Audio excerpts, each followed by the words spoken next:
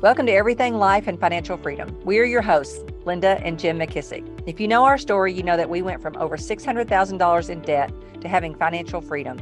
We share some of the insights and practical tips that we've learned over the last 30 years for achieving financial freedom, building wealth, and building an extraordinary life. Let's get started with today's episode.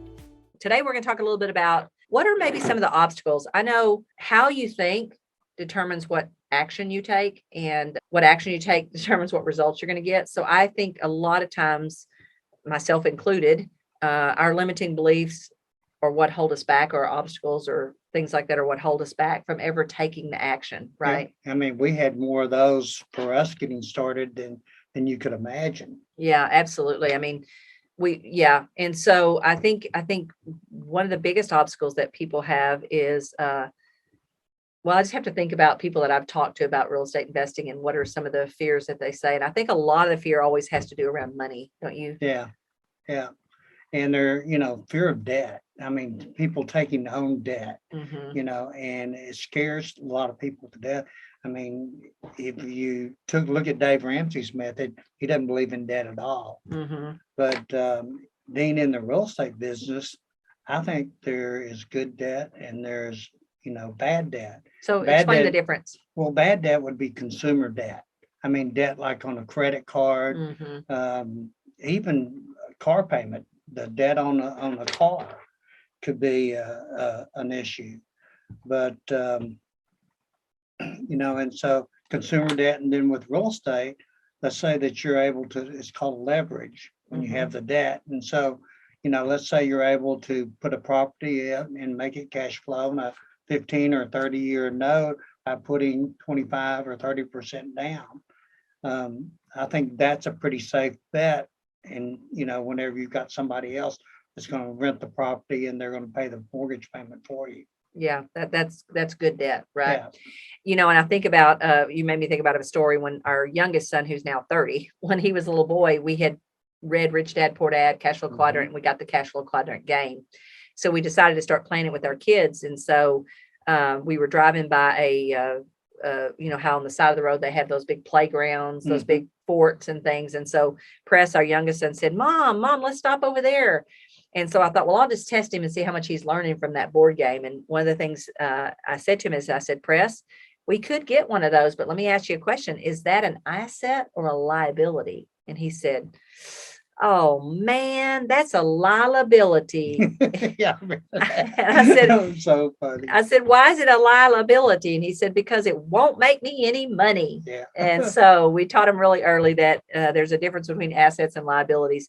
But I think you're right. I think debt does scare people a little bit, especially if they've been in a bad situation with debt. So again, we're going to talk later in later episodes about, what is the formula that we use to mitigate risk. But I think fear of risk is the second reason why most people, obstacles that keeps people from doing it. They think about too much about the what ifs. I mean, some of the what ifs that I remember I've heard is, what if a tenant tears it up? Or do you ever worry about, matter of fact, this one came from my trainer the other day. He said, well, do you ever get any bad tenants? And he's just already worrying about the what ifs, right? He's already worrying about all the scenarios. Yeah. So I think that's the second reason is they get stuck in the what ifs. And another what if is, what if I don't make a good investment? What if I can't get it rented? Those kind of things. Yeah. And then, and property management is the big, that's the one that how do you find a property management company and stuff. And, Linda and I, we've had experience with our property managers. One thing in our book, Hold, that's one thing that Janice and Steve are really, really, really good at. Yeah. And so they're really, experts on the property management side. Yeah. And I would think property management is probably one of the biggest what ifs. What if I have to deal with somebody, or what if they don't pay me and I have to evict them? And so all of those things. So don't get stuck in the what ifs. And then another one that I see a lot of people do, Jim, is overanalyze. I think the blessing for you and I is if we had analyzed too much, there would have been a lot of properties we didn't buy. Yeah. Not that we took super risk, because we were not super risk takers. We were pretty cautious, but I think they overanalyze the everything. All they're trying to make sure they have all the numbers, and that you just can't have some of that stuff. Everybody wants to know, what is your rate of return on the investment? What is your internal rate of return on investment? What's the cap rate on that? We don't do that on figuring our houses and stuff. What we do is we sit down and figure out, based on getting it in contract for X amount of price, how much are we going to have to put down on it to make it finance, make it work over an extended time to let a tenant pay off the property. Yeah. So, and our strategy was at the time is, we didn't necessarily need the money today. We need the money, 15, 20 years down the road. And so we wanted it to cash flow and pay for itself today.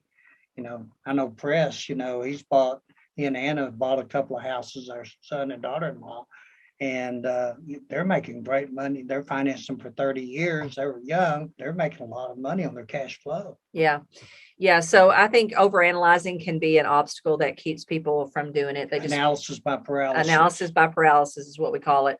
And then another fear is fear of lack of money. I think this is probably one of the biggest ones. And you and I talked about in the last episode that we didn't have the money either, but we went and found a partner that did have the money. Yeah. I've found, Linda, if you can go out and find a good deal, yeah, money's never a problem. Right. Money will show up if the deal's there. Yeah. Yeah. I agree. Totally. Hello. Thank you for listening to the Everything Life and Financial Freedom podcast. For transcripts, resources, and more, visit the episode page on the podcast website at everythinglifeandfinancialfreedom.com. You can also download our Freedom Number worksheet. This worksheet will help you determine the amount of passive income you need to generate each year to sustain the lifestyle you have or the lifestyle you want when you no longer wish to work or simply want the freedom of your time and your money. And I think the other thing on lack of money is, don't start deciding right now what your obstacles are going to be on as far as money. Go sit down and sit with a bank and figure out what do they require for you to get their money. Because one of the things you and I've always done is we've always used the bank's money. Building that relationship with a good local bank, a community bank was the best strategy for us. Yeah. And a lot of these smaller banks are now regional banks and stuff where they've grown and they've got bigger. And but the problem with a big corporate bank, Jim, is the person you're working with this week may not be there 2 weeks from now, and they can't make a decision anyway. We've gone to those big banks before and they take forever and they got to run it all the way up the chain, and it just doesn't feasible. It's not. Yeah, you got to really go in there and find out who's the decision maker at the bank.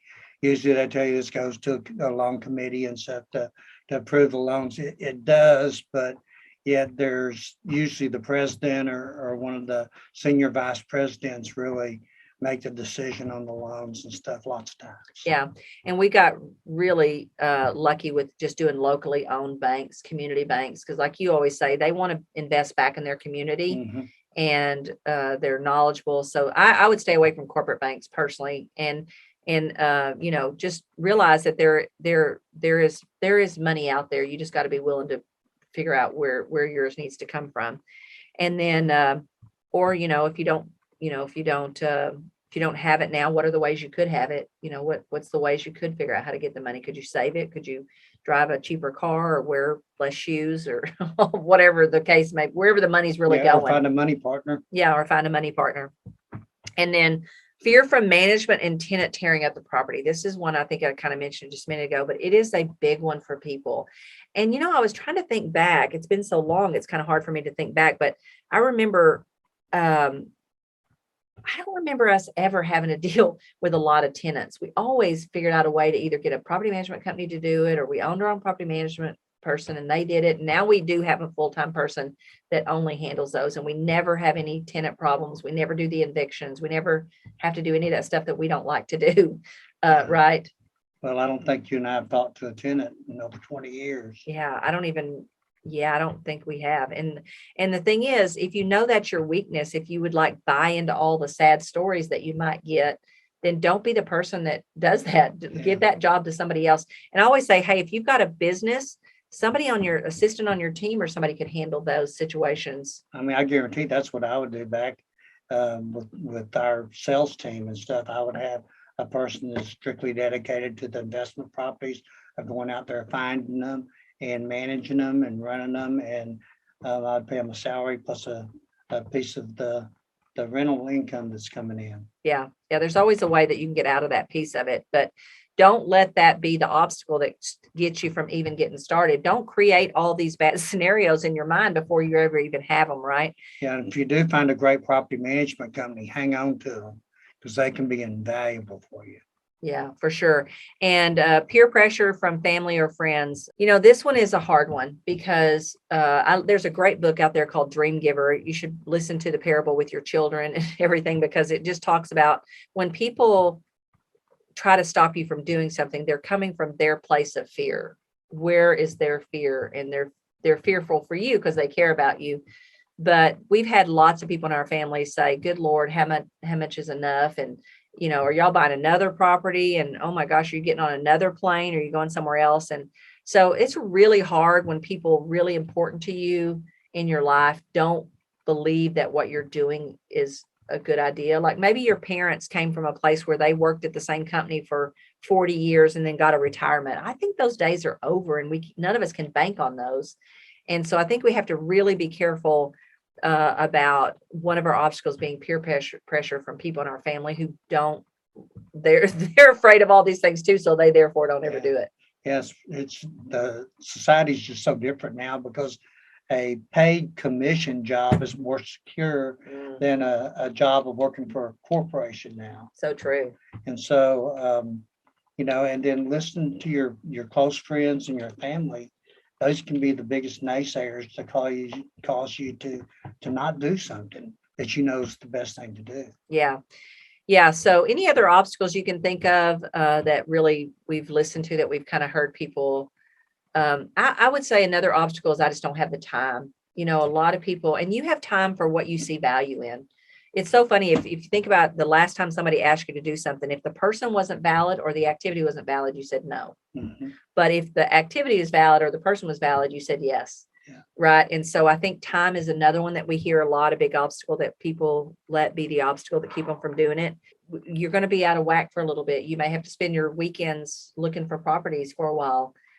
Take your kids with you and stop at Dairy Queen or, Sonic along the way, make a trip out of it. But yeah, you do have to figure out, where am I going to find this time? And God only gave us all 24 hours. That is the one common denominator. And to be honest with you, it should make all of us feel better, because some people have taken their 24 and made a whole lot more money than we have. Yeah. Right. And then we've taken our 24 and made a whole lot more money than other people. So I would just say, you got the same 24 hours everybody else has got. So don't let that be the one obstacle that keeps you from taking action on creating your financial freedom. Yeah, and you got to really kind of want it. That's the reason you've got to really sit down and build a plan. And the first thing is just sitting down and making that plan. What is that financial freedom number that would make you happy at some point in time in your life? And then how do I get on the journey to go achieve that? I always say this, that the pain of staying where you are has to be greater than the pain of letting go and moving to something else. And John Maxwell says it best. He says, change is hard. You go first. And I think change is hard. And I think, but if you keep doing what you're doing, you're going to keep getting what you got. And I don't think if you played that out over a long enough period of time, you'd be happy with those. Anybody would be happy with those results, not in today's society. Well, in the last episode, Linda, we talked about there's only 3 ways to build wealth, right? Mm-hmm. It's either through the stock market, through real estate, or through owning businesses, right? And so when you look at that, it's really a pretty simple, pick 1, 2, A, B, or C, mm-hmm. And then go do it. Now we picked real estate for us because we're in the real estate business.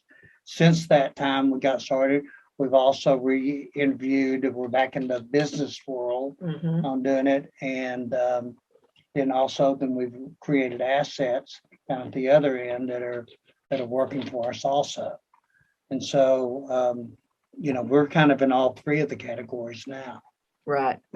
But it started out in the one that was the easiest for us. Yeah. I always say you need to be watching for the next natural door that's easiest to walk through. Mm-hmm. And if you just walk through that one first, and I think another issue, another obstacle that people have is they want to know everything before they get started, and you learn in motion. We've learned more by just taking action than we ever would have if we were sitting on the sidelines trying to figure it all out first. Well, just think about your career in real estate.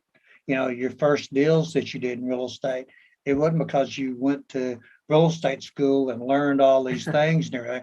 You failed your way forward. Yeah. And most successful people, you don't learn as much by your successes as you do your failures. Yeah. I would think fear of failure probably is one of the biggest obstacles that people have. And I don't care how many times you can tell people that the only way to success is through failure, they still have, and myself included, I don't love the pain of failing, but I do love the credentials and the confidence that I have after I failed, because I now won't make that mistake again, and I'm farther down the trail, and I'm closer to my goal. Yeah. The number one reason people fail in real estate investment is they're over leveraged in the property. Yeah. And what I mean by that, they didn't put enough down. Remember that subdivision that was just south of Denton in 2006, 7, and 8? All those people were coming from out of state and stuff and buying these properties. And the lenders actually had a program where you could put zero down and finance 100% of your loan for an investor loan. And people were nuts doing that. They went like crazy because they were used to, in their state, seeing just really high appreciation and stuff. And in our state, we didn't have that high appreciation, and we just ours was more gradual. And these people came in there and bought all these houses and stuff. And that's basically what happened with the downturn in market value in 2008, 9, 10, 11, and 12. There's so many of that product and so many of those houses out there where people had relatively no They were over leveraged. money. They were very over leveraged, and those were the foreclosures that a lot of us were out there buying at that time. Yeah. And that's why one of our main principles is it's a good deal when you buy it. Absolutely. You don't buy on appreciation. Appreciation is icing on the cake. There's a saying that you make your money on the buy. And there's a lot of truth to that. Now, when you're holding property versus flipping property, when you're flipping property, you better make a good buy when you're buying on there, because it could turn out to be a not so good deal. I've got into several flip properties that, it's not what it appeared on the outside. There's a lot more work to it, a lot more money expense into it. And I didn't get as good a deal as I thought I did on the front end of it. Now, time fixes a lot of mistakes. So I've never lost money on a property that we've held. I've only lost money on properties that we flipped. Right. Well, and that's all because we let go of it too soon. Had we held them even longer, that would have corrected itself. Right. Yeah. A lot of things people don't think about when flipping versus holding is, if you sell it within a year, you're going to pay ordinary income. You don't get the tax advantage of a capital gains tax, on the property if you don't hold it for a year. Yeah. So, I would say, what are your obstacles? I don't think I've ever met a person that doesn't have some interest in building some financial freedom.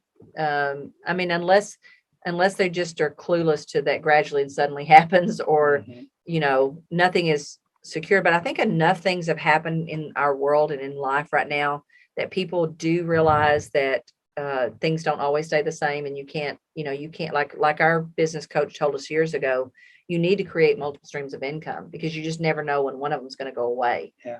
And I think we learned that in the 80s and 90s when we lost everything. But some people have never had that lesson yet. So they're just going to have to believe us that gradually and suddenly can happen. And when the suddenly happens, it can take you really far backwards if you're not prepared and you haven't lived as if you know that it could happen, and it will happen. Right. If you live long enough. So I would say, make a list of what are your obstacles? What are those things that are holding you back, that are keeping you from taking the steps, making a plan, creating a financial freedom number? What are those things that are holding you back? And that's probably what I would work on. And first I would like to say is, first of all, don't compare your inside to mine and Jim's outside. Don't look at us as successful investors and financial freedom people and think that's how we always were, or that we don't have limiting beliefs even today. I mean, if the deal's big enough, we can have take a little courage to do it ourselves, right? Sure. So don't look at our outside results and compare them to your inside obstacles and thoughts and limiting beliefs, because we all have limiting beliefs.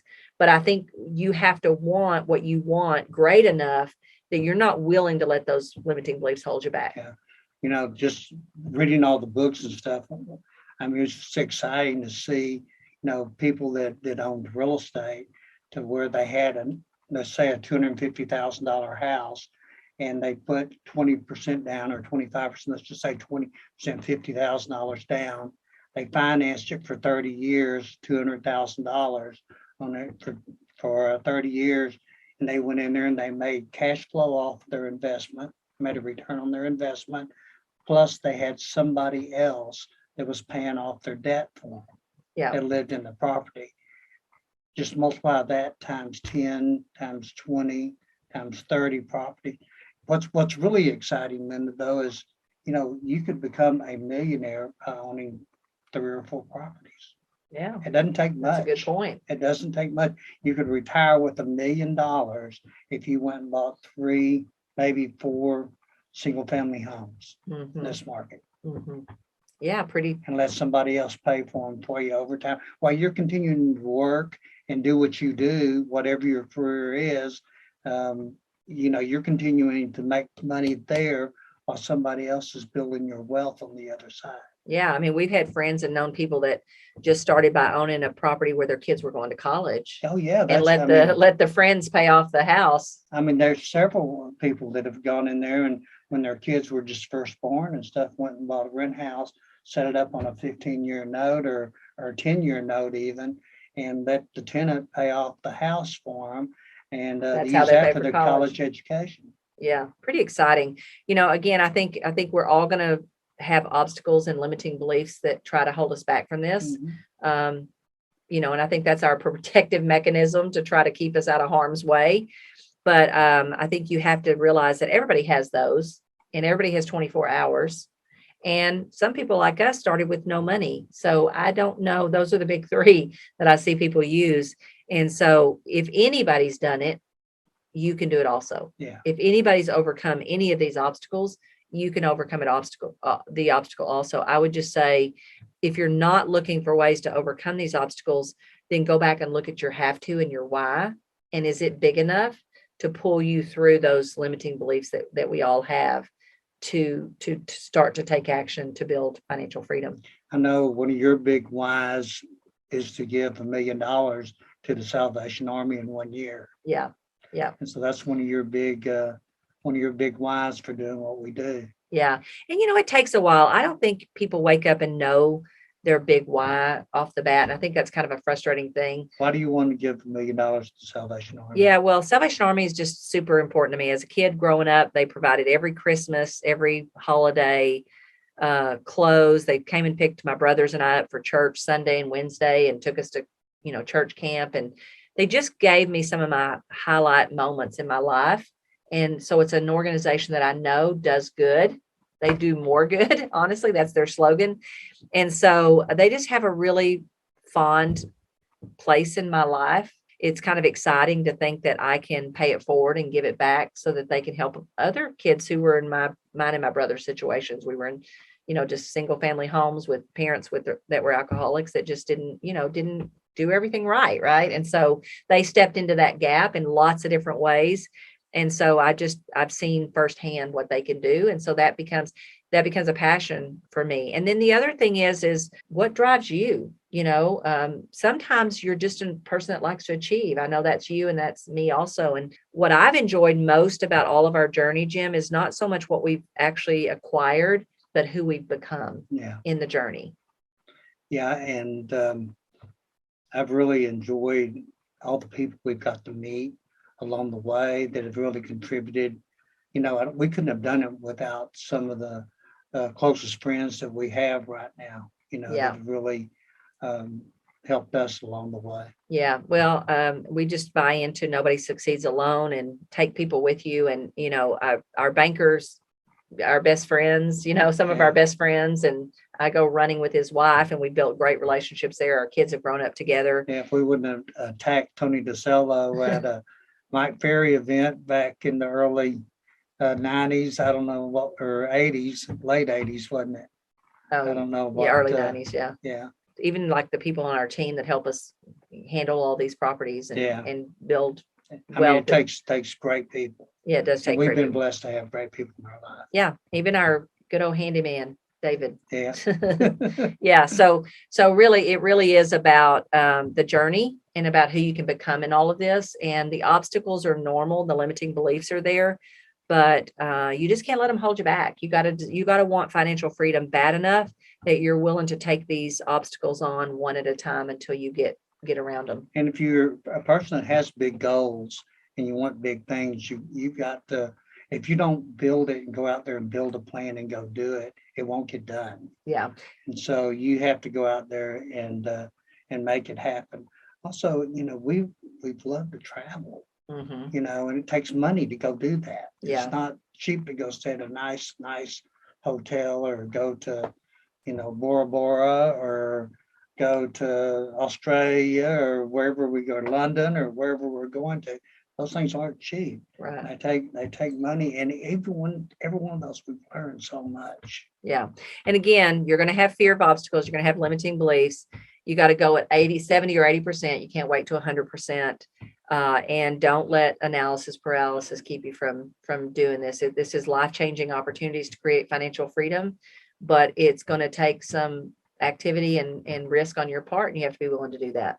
Yeah, just follow the model. Follow the models. That's right. And we're going to share with you over the next few episodes. We'll share with you more and more about our models, everything from what our models are for investing in real estate to our models for business, all of the ways that we've created financial freedom and helped other people along the way create financial freedom. So remember, if you have not done it, please hit subscribe below.